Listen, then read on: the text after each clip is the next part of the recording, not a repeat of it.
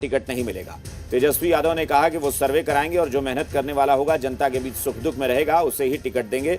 तेजस्वी ने कहा कि हमारी कोशिश है कि हर समाज के लोग को टिकट मिले। तेजस्वी के इस बयान को लेकर अजब सियासत शुरू हो गई है। 2025 के चुनाव की बिछने लगी बिसात।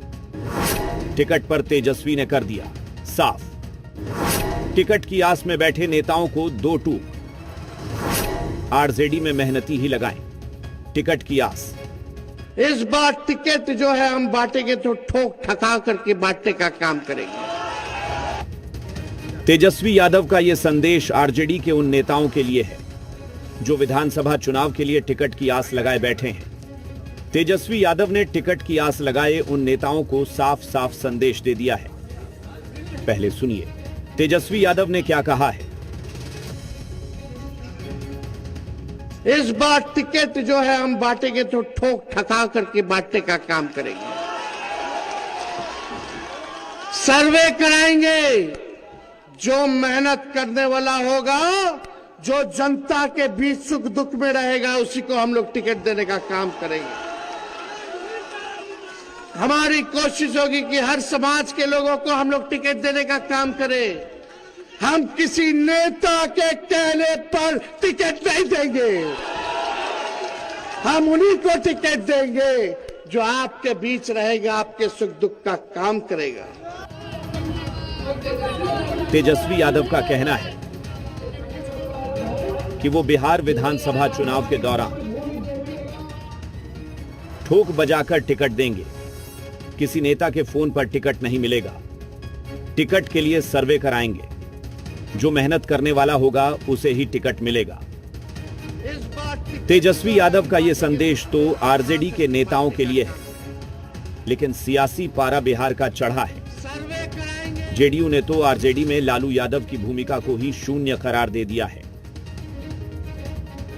राजद में माननीय लालू प्रसाद जी की राजनीतिक भूमिका शून्य। माननीय तेजस्वी यादव जी का दावा कि ठोक ठाक कर टिकट देंगे।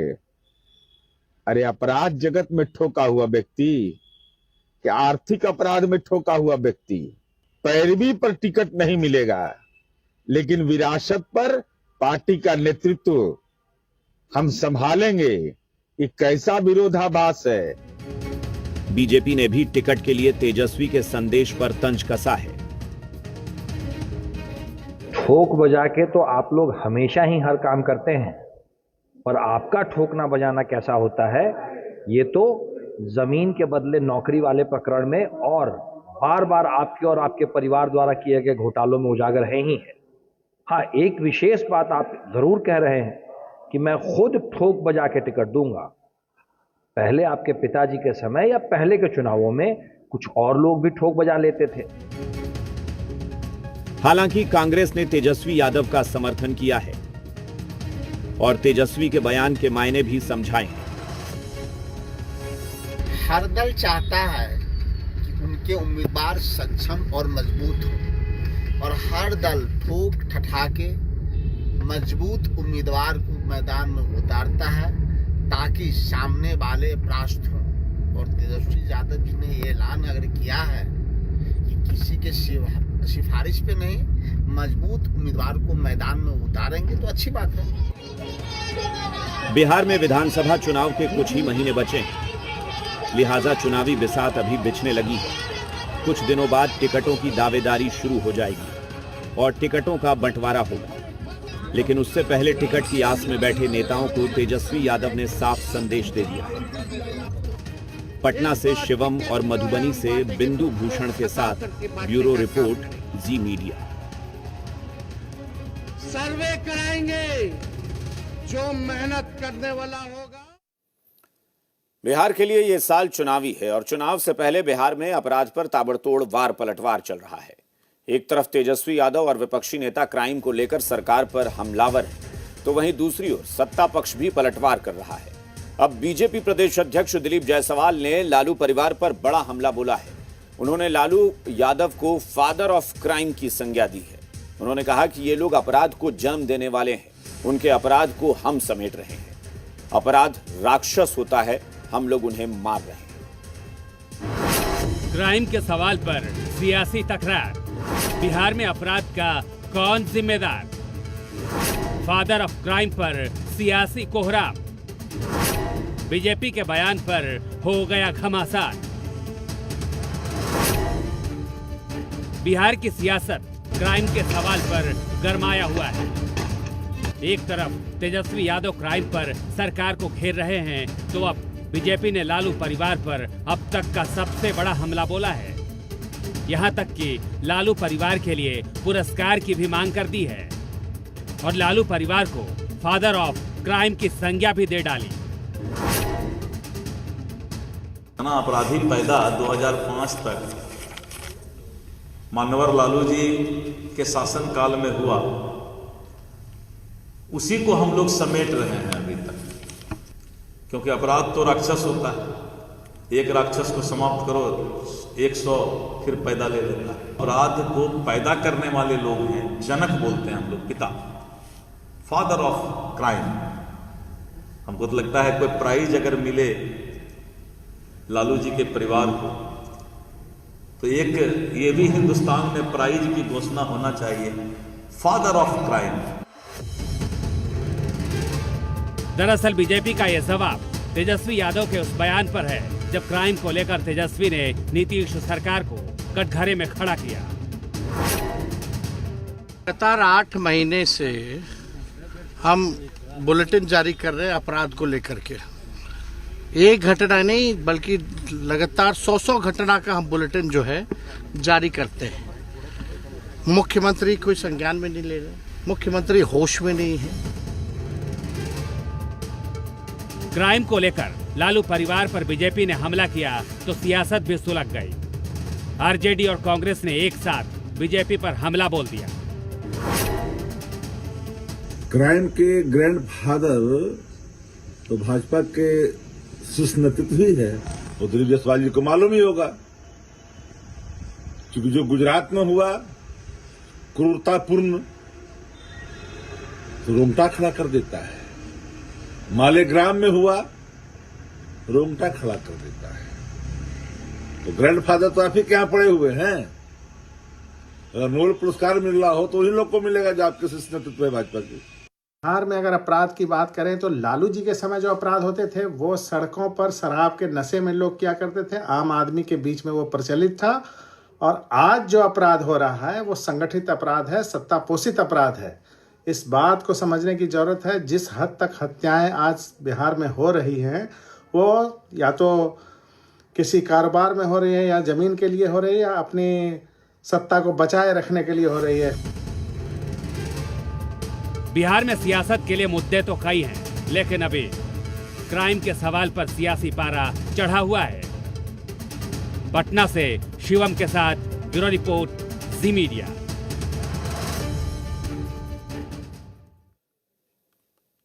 क्या चुनाव लड़ने के मूड में है जनसुराज के संयोजक प्रशांत किशोर? यह सवाल इसलिए क्योंकि लगातार सीएम पर हमला करने वाले पीके ने अब सीएम नीतीश को खुली चुनौती दे दी है। उन्होंने कहा है कि सीएम में अगर हिम्मत है तो चुनाव लड़कर दिखाएं। सीएम जहां से चुनाव लड़ेंगे मैं उनके खिलाफ वहां से चुनाव लड़ूंगा। अब प्रशांत किशोर के इस बयान पर सियासी घमासान छिड़ गया है। पीके की सीएम नीतीश को खोली चुनौती। सीएम के खिलाफ चुनाव लड़ने को पीके तैयार। पीके ने कहा हिम्मत है तो सीएम लड़ें चुनाव। बिहार में विधानसभा उपचुनाव में मुंह की खाने के बाद जनसुराज के सूत्रधार प्रशांत किशोर ने अब सीएम नीतीश को खोली चुनौती दी है और नीतीश के खिलाफ चुनाव लड़ने का ऐलान भी कर दिया है। पीके ने कहा कि सीएम में अगर हिम्मत है तो चुनाव लड़कर दिखाएं। सीएम जहां से चुनाव लड़ेंगे मैं उनके खिलाफ लड़ूंगा। भाई मैंने पहले कहा हुआ है कि प्रशांत किशोर की अपनी व्यक्तिगत कोई बात नहीं है। अगर दल में लोग तय करते हैं कि चुनाव लड़ना है तो लड़ेंगे। व्यक्तिगत अगर हमको चुनाव लड़ना हो तो नीतीश कुमार अगर लड़ते हो चुनाव तो लड़ेंगे जहां पर वो लड़ेंगे। तो लेकिन ये तो लड़ते हैं नहीं डर के मारे। ये तो विधान परिषद से आते हैं, पिछले दरवाजे से। ये आदमी पूरी राजनीति पिछले दरवाजे से करता है। विधान परिषद से आता है, गठबंधन की सरकार बना के जो मुख्यमंत्री बना दे उसी के पीछे लग जाएंगे। लेकिन अगर नीतीश कुमार लड़ेंगे तो उनके खिलाफ लड़ा जाएगा। प्रशांत किशोर के इस बयान पर बीजेपी ने पलटवार किया और प्रशांत किशोर को नौसिखिया करार दे दिया, तो जेडीयू ने भी पीके पर करारा वार किया। श्री प्रशांत किशोर जी, आप अभी तक ग्राम पंचायत के चुनाव नहीं लड़े हैं और आप चैलेंज करते हैं कि जहां से माननीय मुख्यमंत्री जी चुनाव लड़ेंगे मैं वहां से चुनाव लड़ूंगा। चुनाव कोई भी लड़ सकता है, लेकिन पहले आप ग्राम पंचायत का चुनाव लड़ करके अपने को साबित कीजिए कि आप नेता हैं। अभी तक तो आप सियासी कलाकार बने हुए हैं। ये राजनीति है साहब। कभी चुनाव लड़ा है क्या? या अभी इतने लोगों को चुनाव लड़वा रहे हैं? कभी घोषणा तक की है कि कभी आप चुनावी राजनीति में आएंगे? नीतीश जी को चैलेंज करने से पहले जरा हमारा ये चैलेंज स्वीकार कर लीजिए कि अगर प्रशांत किशोर जी चुनाव लड़ते हैं और किसी भी दल की तरफ से कोई अदना उम्मीदवार भी जाता है तो भी प्रशांत किशोर अपनी जमानत तक नहीं बचा पाएंगे।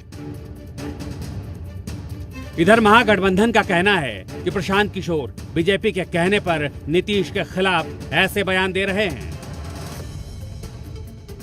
देखिए, ये बीजेपी की बी टीम है और बीजेपी प्रशांत किशोर जी के माध्यम से आदरणीय नीतीश कुमार जी पर हमला करवा रही है और उल जुलूल बातों को कहवा रही है। ये बात तो सबको पता है कि आदरणीय नीतीश जी ने ही कहा था कभी कि केंद्रीय गृह मंत्री आदरणीय अमित शाह जी के कहने पर जेडीयू में उन्हें 2 नंबर का पद मिला था। लोकतंत्र में कोई भी कहीं से भी चुनाव लड़ सकता है, इसमें ढिंढोरा पीटने की बात कुछ नहीं है। रही उनकी बात, तो वो किसकी बी टीम ही ये सब जानते हैं, उनकी चाबी कहाँ है यह भी सब जानते हैं। जितनी बातें उनके मुंह में डाली जाती हैं वो उतनी ही बातों को कहते हैं, उससे ज्यादा नहीं कहते हैं। रोबो की तरह वो काम करते हैं। जेडीयू से अलग होने के बाद से प्रशांत किशोर लगातार सीएम नीतीश पर हमलावर हैं और सीएम पर वार करने का कोई मौका नहीं छोड़ रहे हैं। सीएम पर हमले के लिए पीके ने एक कदम और आगे बढ़ाया और चुनाव लड़ने की चुनौती दे दी है। पटना से रजनीश के साथ ब्यूरो रिपोर्ट, जी मीडिया। आरा के वीर कुंवर सिंह स्टेडियम में बीजेपी के कार्यकर्ता सम्मेलन का आयोजन किया गया, जिसमें हजारों की संख्या में लोगों ने हिस्सा लिया। इस सम्मेलन में बीजेपी के प्रदेश अध्यक्ष दिलीप जायसवाल भी शामिल हुए। उन्होंने एक बार फिर लालू परिवार पर हमला बोला। उन्होंने कहा कि इन लोगों के पाप को धोते धोते गंगा अब मैली हो गई है। वहीं दिलीप जायसवाल ने इंडिया अलायंस पर भी जमकर निशाना साधा। राम तेरी गंगा मैली हो गई, पापियों के पाप धोते धोते। 2005 तक का लालू जी के शासनकाल का जो पाप है, जो अपराध और अपहरण का माहौल उन्होंने बिहार में बनाया था, जो गड्ढा पहले रोड नहीं गड्ढा दिखाते थे, जो लालटेन हम लोगों ने अलविदा कर दिया और बिजली में आ गए, उनके पाप को धोते धोते धोते धोते आज हम लोग भी स्वच्छ जल से थोड़ा उसी तरह एक अपराधी समाप्त होता है, ऐसा संस्कार लालू जी दिए कि आज 100 अपराधी फिर से पैदा दे लेगा। क्या करें? मुख्यमंत्री नीतीश कुमार के बेटे निशांत कुमार की सियासत में डिमांड बढ़ने लगी है। अब सत्ताधारी नेता भी निशांत कुमार की सियासत में आने की सिफारिश कर रहे हैं। पूर्व सांसद और जेडीयू नेता आनंद मोहन सिंह ने कहा कि अगर निशांत राजनीति में आना चाहते हैं तो निश्चित रूप से नई पीढ़ी का आना स्वागत योग्य होगा। कुछ तो जानकारी हम लोग का विषय नहीं है। सुनने में आ रहा है कि होली के बाद सक्रिय रूप से राजनीति में आ रहा है निशांत। क्या कहेंगे? अब पत्रकार का बेटा पत्रकार होता है कि नहीं होता है, डॉक्टर का बेटा डॉक्टर होता है, इंजीनियर का बेटा इंजीनियर होता है। निशांत का फैसला अगर होगा कि हमको राजनीति में जाना है तो नई पीढ़ी का सब स्वागत करेगा। बड़ी खबर सीतामढ़ी से आ रही है, जहां अंचल निरीक्षक भोगेंद्र झा को निगरानी ने 51,000 रुपए रिश्वत लेते गिरफ्तार किया है। शिकायतकर्ता कामेश ठाकुर ने निगरानी में अंचल निरीक्षक भोगेंद्र झा के खिलाफ शिकायत दर्ज कराई थी। इसके बाद निगरानी विभाग की टीम ने ये कार्रवाई की है। कहाँ वो न्यूज वाले हैं? जी जी जी। मैंने इनको मैंने दाखिल खारिज के लिए 6 DB नंबर इनके पास अभी वर्तमान में प्रेजेंट है। जो इसके लिए मैंने इनसे कहा तो इन्होंने मांगे, ज्यादा डिमांड किए थे, फिर भी 51,000 पर इन्होंने तय किया। इसमें फर्स्ट रोज हम लोग गए थे तो उसमें गाली गलौज भी ये दे रखे हैं जो ऑन रिकॉर्ड है, और 51,000 भी बोले हुए हैं अमाउंट, जो आज मैंने दिया उनको। यहाँ जो पुपरी अंचल के जो राजस्व कर्मचारी हैं भोगेंद्र झा जी, ये श्री कामेश ठाकुर जी जो परिवादी हैं, इनसे 6 डिसमिल जमीन का दाखिल खारिज करने के नाम से 51,000 रुपए रिश्वत लेते हुए निगरानी अन्वेषण ब्यूरो पटना की टीम के द्वारा ये प्रखंड अंचल कार्यालय पुपरी के सामने वहां पर ये निगरानी टीम के द्वारा ट्रैप किए गए हैं और रंगे हाथों गिरफ्तार किए गए हैं। बड़ी खबर दानापुर से आ रही है। स्कॉर्पियो और बाइक की जोरदार टक्कर हुई है और इस हादसे में एक शख्स की मौत हो गई है, 2 लोग घायल हो गए हैं। शख्स की मौत के बाद लोगों ने हंगामा कर दिया है। रूपसपुर थाना क्षेत्र के चुल्हाई चक की ये घटना बताई जा रही है। एक सड़क हादसा है, स्कॉर्पियो और बाइक की टक्कर हुई है। हादसे में एक शख्स की मौत हो गई है और 2 लोग घायल भी हैं। इसके बाद लोगों ने हंगामा शुरू कर दिया है। ये घटना रूपसपुर थाना क्षेत्र के चुल्हाई चक की बताई जा रही है।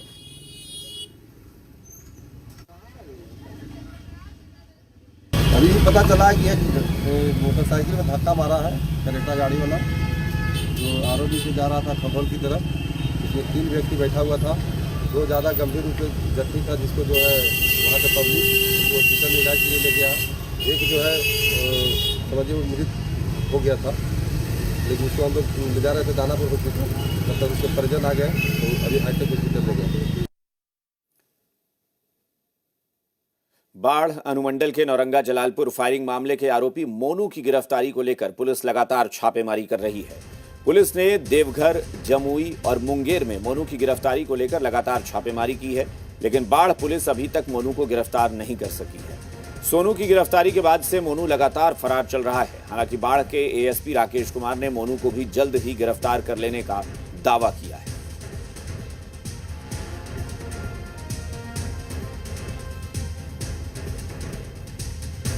तो मोनू की गिरफ्तारी के लिए लगातार छापेमारी चल रही है, क्योंकि अनंत सिंह के साथ जो उस वक्त गोलीबारी उस दिन हुई थी और उस गोलीबारी के बाद से लगातार पुलिस जो है कार्रवाई के तरीके से कार्रवाई कर रही है अपने तरीके से, और कड़ी कार्रवाई की तैयारी चल रही है। तो अनंत सिंह ने खुद सरेंडर कर दिया है। सोनू को पुलिस पहले ही गिरफ्तार कर चुकी है और अब मोनू की तलाश जारी है कि मोनू को जल्द से जल्द गिरफ्तार किया जाए। मोनू कहाँ है ये किसी को पता नहीं है, लेकिन एएसपी राकेश कुमार दावा कर रहे हैं कि मोनू भी जल्द ही सलाखों के पीछे होगा।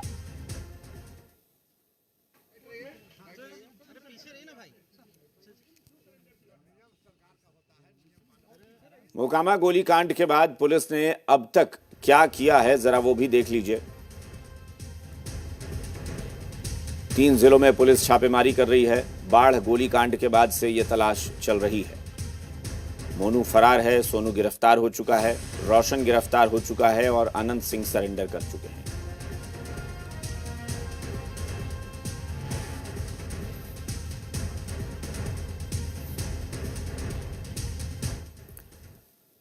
मुजफ्फरपुर में ऐसी घटना सामने आई है जो बिहार में लागू शराबबंदी के कारगर होने पर सवाल उठाती है।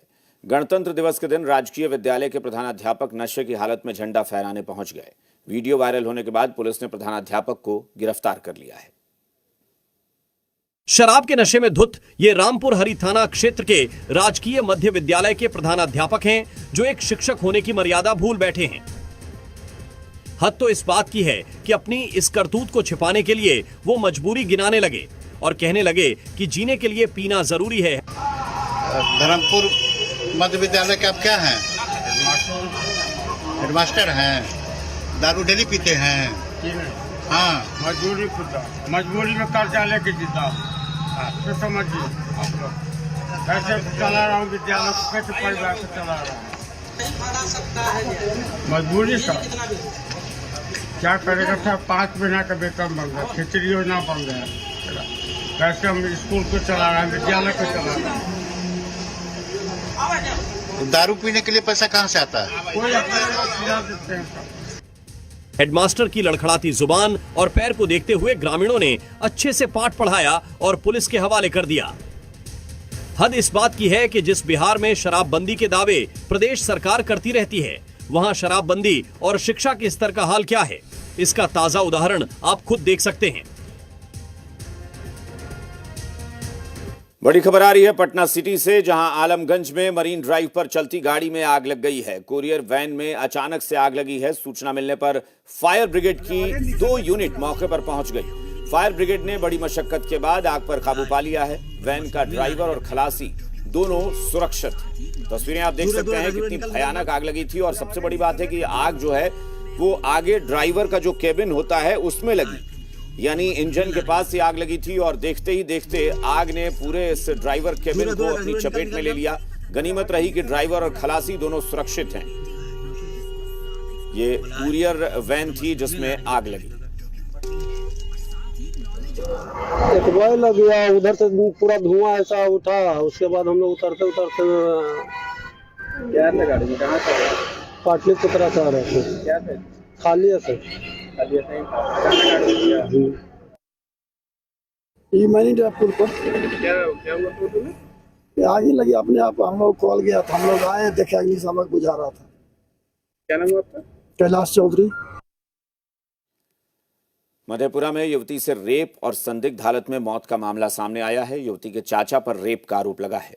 मामला शंकरपुर थाना क्षेत्र का है, जहां 25 जनवरी को मोहम्मद एनुल हुदा अपनी भतीजी को बीए पार्ट 3 की परीक्षा दिलाने ले गया था और इसी दौरान उसने भतीजी को निशाना बनाया, उसके साथ जबरदस्ती की। इस बीच कुछ युवकों ने घटना का वीडियो बना लिया और बाद में उसे वायरल कर दिया।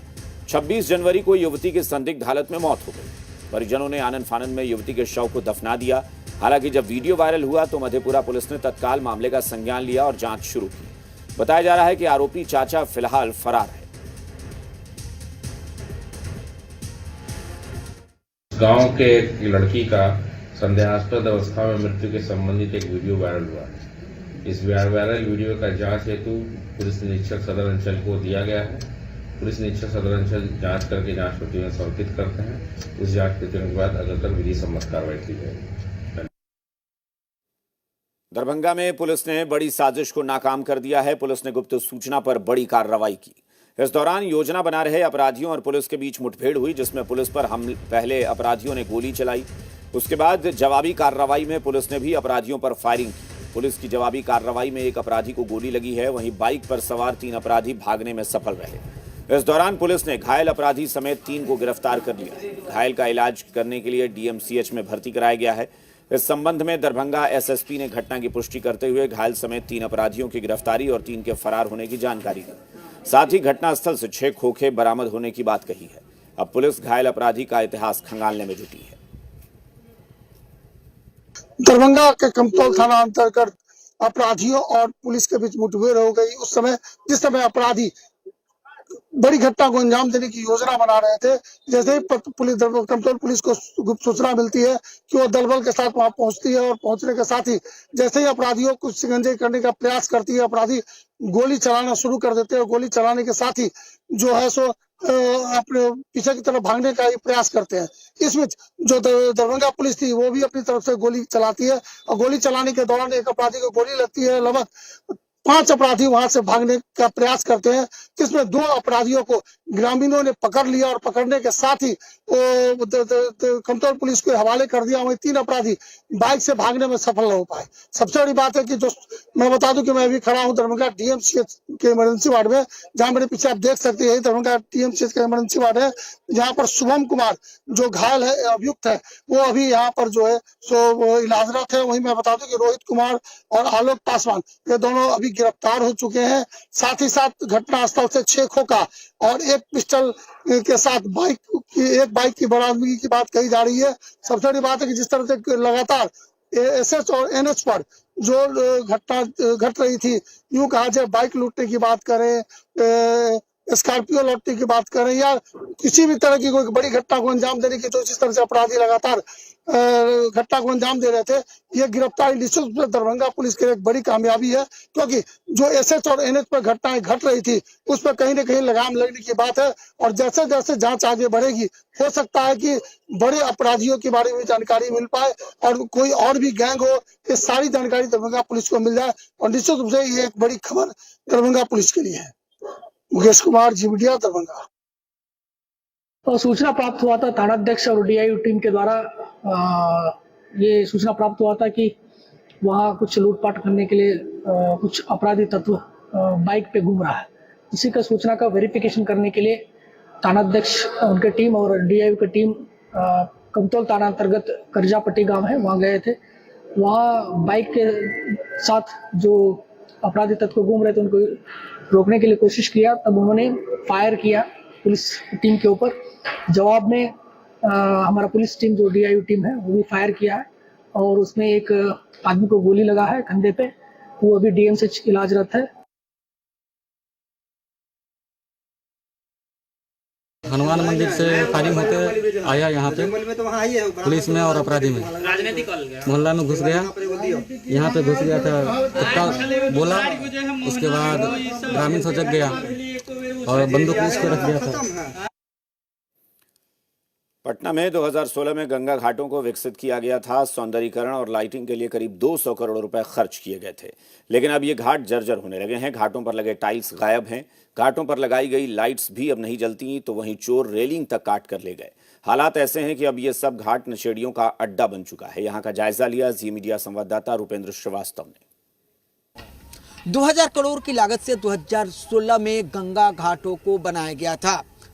कलेक्ट्रेट घाट से लेकर यह एनआईटी और एनआईटी से आगे गाय घाट तक गंगा घाटों का निर्माण किया गया था और सौंदर्यीकरण पर, लाइटिंग पर करोड़ों रुपए अलग से खर्च किए गए थे। लेकिन अब हालात क्या हैं आप देख सकते हैं।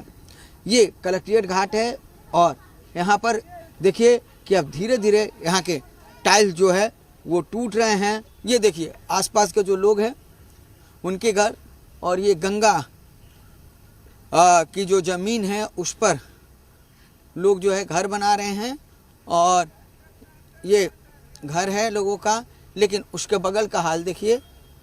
करोड़ों रुपए की लागत से सरकार ने खर्च किया और अब हालात क्या हैं ये खुद देखा जा सकता है कि सीढ़ियाँ टूट रही हैं।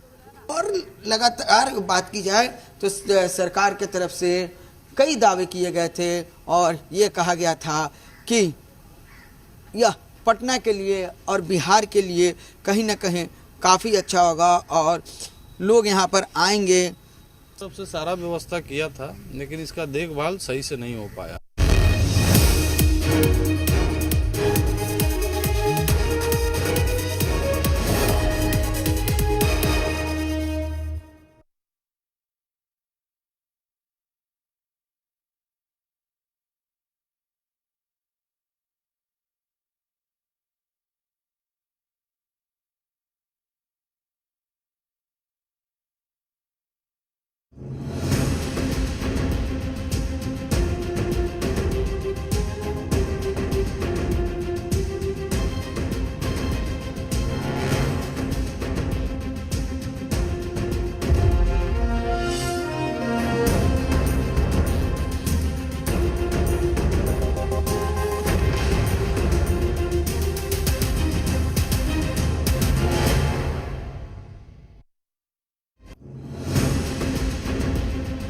गिरिडीह में तेज रफ्तार ट्रक ने 2 लोगों को कुचला। हादसे में बच्चे समेत 2 लोगों की मौत। घटना के विरोध में आक्रोशित लोगों ने ट्रक में लगाई आग। इलाके में बड़ी संख्या में पुलिस बल की तैनाती।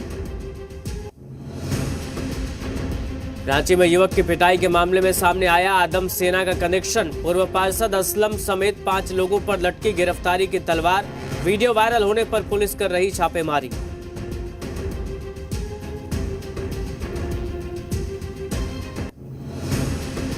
धनबाद में ट्रक ने बाइक को मारी जोरदार टक्कर। हादसे में बाइक सवार की मौके पर मौत। ट्रक ड्राइवर मौके से फरार। स्थानीय लोगों ने सड़क जाम कर किया हंगामा। जामताड़ा पुलिस ने साइबर ठग गिरोह का किया खुलासा। 14 मोबाइल और 1 लाख कैश बरामद। मास्टरमाइंड समेत 6 अपराधी गिरफ्तार। देश भर से 10 करोड़ की ठगी का आरोप।